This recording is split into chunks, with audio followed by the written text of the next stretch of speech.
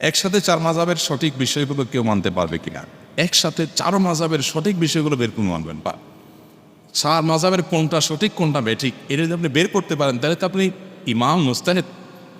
তাহলে তো আরেকটা মাযহাব দুনিয়াতে পাইছি আমরা, যে লোক সব মাযহাব ফিল্টার করে করে সঠিকগুলো একসাথ করে ফেলতে পারছে, বাকিগুলো বলে দিয়েছে এটা রং, এটা নাফিদের রং, এটা শাফিঈদের রং, এটা রাইট। তাহলে তো আমরা চার মাযহাবের মধ্যে আরো বড় মাযহাব পেয়ে গেলাম, একটা পঞ্চম মাযহাব নাকি? দেখেন, যদি কারো এই যোগ্যতা থাকে যে তিনি দলিলের ধার বিবেচনা করে করে তিনি চলতে পারেন, দলিলের শক্তি এবং ধার এটা বিবেচনা করার ক্ষমতা আছে, তাহলে তিনি তো দলিল দেখে দেখে সরাসরি আমল করতে পারেন। তার জন্য মাযহাব মানাইতে জরুরি না, তাই না?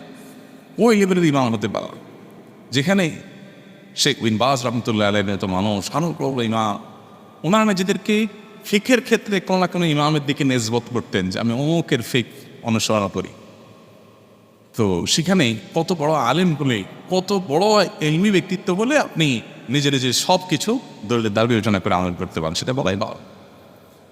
কিন্তু আপনি দলিলের দান বিবেচনা করে আমল করার মানে যদি এই হয় যে যখন যে মাযহাবের যেটা মানে আমার কাছে ভালো লাগে সেটা আমি আমল করব, এটা বেশিরভাগ ক্ষেত্রে আমাদেরকে প্রবৃত্তির পূজাতে উদ্বুদ্ধ করে। প্রবৃত্তির পূজা কি? একটা মাযহাব একটা সুবিধা পাইছেন, ওইটা আমল করবে। আমার কাছে মাসালা জিজ্ঞেস করতে যখন আসে, অনেকে বলে হুজুর এটা তালাকের মাসালা দেয় কি এসে, যেমন আজকে সকালে একটা টেলিফোন চ্যানেলে ফোন করছে এক মহিলা, ভাই আমার সঙ্গে 3 তালাক দিয়ে দিচ্ছে, এখন হবে কি? তখন আমি বলি যে আপনি কি হানাফি না সালাফি? আপনি যদি হানাফি হন তাহলে উত্তর হবে একরকম, সালাফির উত্তর হবে অনেক।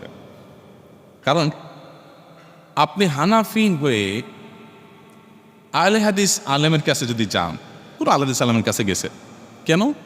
3 তালাককেই আপনি জানেন আহলে হাদিস আলেমদের মধ্যে 3 তালাকে একসাথে 3 তালাক দিলে 1 তালাক, এই সুবিধার জন্য হুজুরের কাছে গেছে।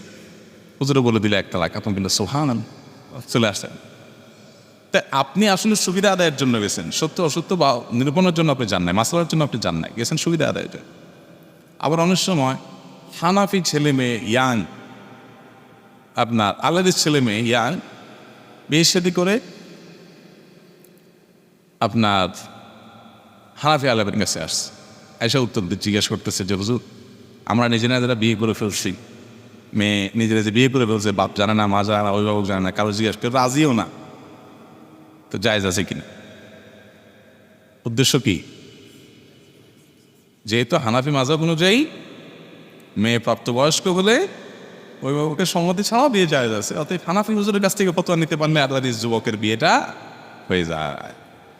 তো এইভাবে মানুষ নিজের প্রবৃত্তি পূজা করে অনেক সময়, এগুলো যাতে না হয় সেজন্য এখান থেকে একটু ওখান থেকে একটু নিয়ে এটা আমল করা, এটা অত্যন্ত রিস্কি এবং প্রবৃত্তি পূজার আশঙ্কা এখানে অনেক জোরালো।